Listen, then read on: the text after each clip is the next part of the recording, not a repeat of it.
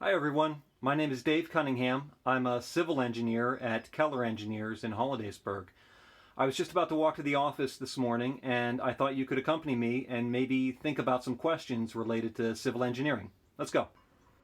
I like to think of civil engineers as people who create the systems that are necessary for civilization.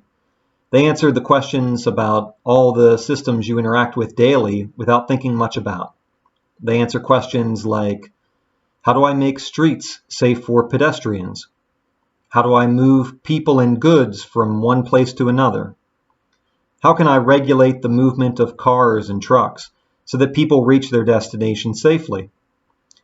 How can I make sure that structures like buildings and bridges don't fall down?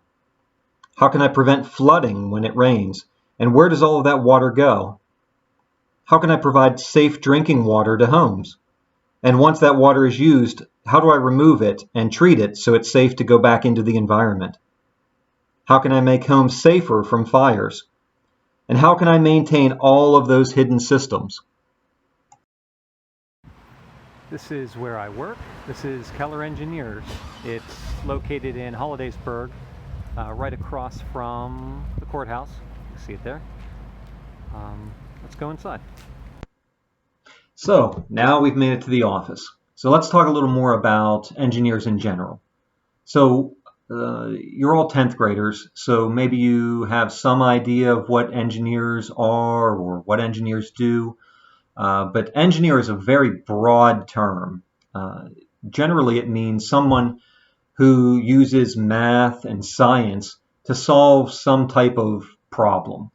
And just like there are all kinds of problems in the world, there are all different kinds of engineers. There are computer and software engineers who are answering questions about technology. And there are agricultural engineers who are answering questions on the farm, or nuclear engineers or electrical engineers who are answering questions about providing power to homes and cities. There are industrial engineers who are answering questions in factories, or petroleum engineers or geological engineers who are answering questions about things underground. The bottom line is, if you like math and you like science and you like applying it to some real world thing, there's probably a field of engineering that suits you. No matter what your interests are, there's some engineer working behind the scenes to make that happen. Now, whenever we talk about civil engineering, which is what I am, that's another broad term, but it generally means folks who are trained in the design and the construction of public works. So what are public works? Well, just like I said earlier, it's all the things out in the world that civilization interacts with every day without thinking a whole lot about it. So you might be talking about transportation systems like bridges and roads. You might be talking about utilities like water and sewer and electric. You might be talking about structures like big buildings or bridges. Here are a few sample projects that we've worked on here at Keller Engineers. The first one you're probably familiar with. This is Convention Center Commons in Altoona. This is where the AMC Theater is, the new theater. And you can see a photo that was during construction. You can see the trucks moving all of that earth to make way for it. So our group was responsible for laying out the transportation improvements there, the entranceway to it, all of the parking, and making the necessary accommodations to make sure that all that development didn't flood folks downstream. So there was quite a bit of stormwater work that went into that. Here's an interesting roadway that we've done near State College. You can see the kind of neat roundabouts in the middle of that one. So we have a whole group that does transportation projects.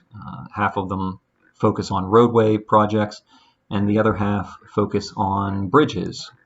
Some rather plain, like this one here, just a concrete structure, and other ones pretty fancy, like this railroad steel bridge.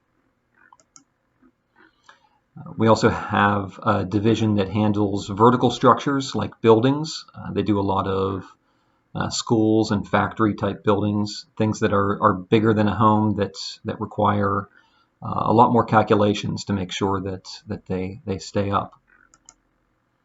And we even get into some kind of oddball projects like this. This is a manure digester. So it's on a farm, and all of the waste produced by the cows, the dairy cows, is collected and treated in this structure, and it's used to make electricity. The gas that's produced runs a generator, and they power the farm with that. So let's break it down a little further. We've talked about engineers, who are people that use math and science to solve whatever problems are out there in the world. We've talked about civil engineers, who deal in the design and construction of public works projects and all of the different items that fall under that umbrella. Specifically, though, I am a water resources engineer. So that means I deal with two things primarily. I deal with drinking water and with wastewater. So we're taking water out of the environment from rivers or lakes or from wells underground. We're treating it in such a way that it's safe for humans to use, to drink or to bathe or to cook with, or whatever it is that you use water for life. We're taking that water from those sources to the homes through a series of underground pipes. And then once it's been used in the home, we're collecting it again in different pipes, bring it to some central location to be treated in such a way that it's safe to put back into the environment for that water to be used over and over and over again. So that's what I'm doing specifically in terms of projects, but my day-to-day isn't all that different from other engineers. I'm using math and science to come up with designs for whatever it is, whatever problem I need to solve that day. And so I do a lot of calculations. I use a lot of spreadsheets. I know a lot of equations. But I also need to be able to convey those ideas. Whatever design is up in my head, I need to be able to put it down on a set of plans so that somebody else is able to build it in the way that I anticipated.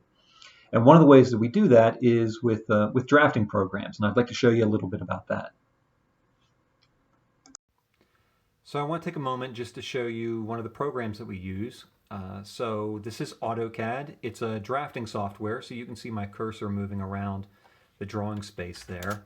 And with that, I can do things like draw lines, or I can draw circles, or I can maybe write some text.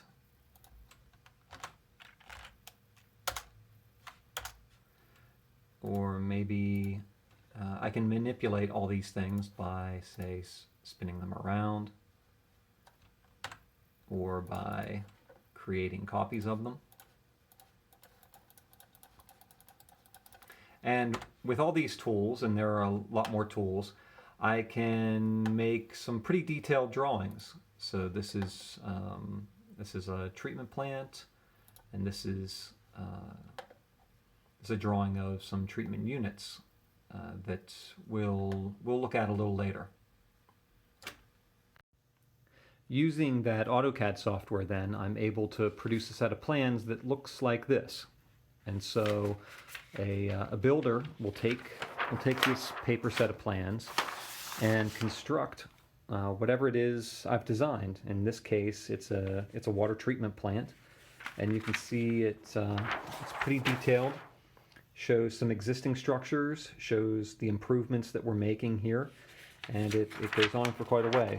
Basically everything that a contractor needs to build the project is contained in this.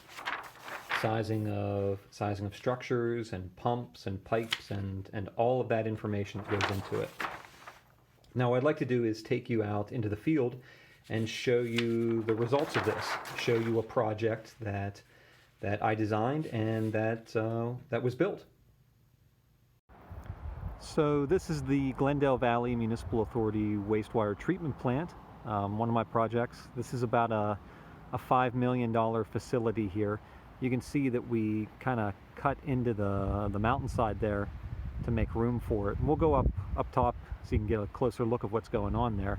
But this facility treats the water coming out of about 1,500 homes here in northern Cambria. So this is the pump station at the front of the plant. There are 3 huge pumps that sit way down in a concrete vault there. That goes down about 35 feet or so, and wastewater from all over the community kind of flows by gravity both directions up the road into that station, and it's pumped from down in that chamber up to the plant here. Here we are at the main treatment unit at the plant.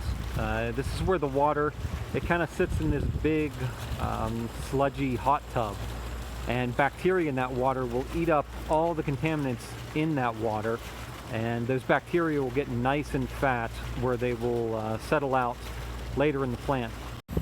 And here you can see where all of that nasty stuff settles out of the water in these kind of stilling basins. And the clear water on top just goes through this weir and continues down the plant for some further cleaning. So now that I've grossed you out with the sewage treatment plant, let's wrap things up with some final thoughts. Why do I love being a civil engineer? Well, there are a couple reasons for it. Number one, I find that civil engineering strikes a nice balance with my interests. So I like being here in the office. I like working behind the computer and doing calculations and working equations and all of that stuff. But I also like being out in the world, out in nature, out in the community. I like meeting with people, and I find that civil engineering, more than other engineers, strikes a balance of that and gives me the opportunity to do that. So I spend a fair amount of my time here working at my desk, but I also spend a lot of my time out seeing where a project is going to be built, or where it is being built, or where it was built. Reviewing it after the fact, and I really enjoy that. I also like just the scope of these projects. Whenever you're talking about public works, you're talking about big projects, things that take years to accomplish and cost millions of dollars in most cases. And whenever they're done, they benefit a lot of people, hundreds or thousands of people in entire communities. And I like being a part of that. I get a sense of pride from it. So how does one become an engineer? Well, it starts with a college degree. I have a 4-year degree, a Bachelor of Science in Civil Engineering from Penn State University. I spent 2 years at Penn State Altoona, followed by 2 years at University Park. After that, if you want to become licensed, and in some fields of engineering, you need a license from the state, similar to a doctor or a lawyer. Civil engineering is one of those that you need a license. But after college, you spend a 4 years doing what's basically an apprenticeship, working under another engineer who's licensed and experienced. And at the beginning and end of that apprenticeship, you need to take an exam, an all-day exam, kind of like the SATs, but it's specifically for engineers. So it's 4 years of college, an exam, 4 years of apprenticeship, and then another exam. And if you make it through all of that, you become licensed as an engineer, and you can put your name and your seal on your designs. And whenever they get built, you get credit for it, you get responsibility for it, and all the glory that comes along with it. So I hope I've answered some of your questions. I tried to be brief but thorough here. I'll leave my contact information at the end of the video. If you have any follow-up questions, feel free to reach out to me. I hope you've enjoyed it. I hope you've learned something, and I wish you all the best in whatever interests, whatever career you decide to pursue. Thanks.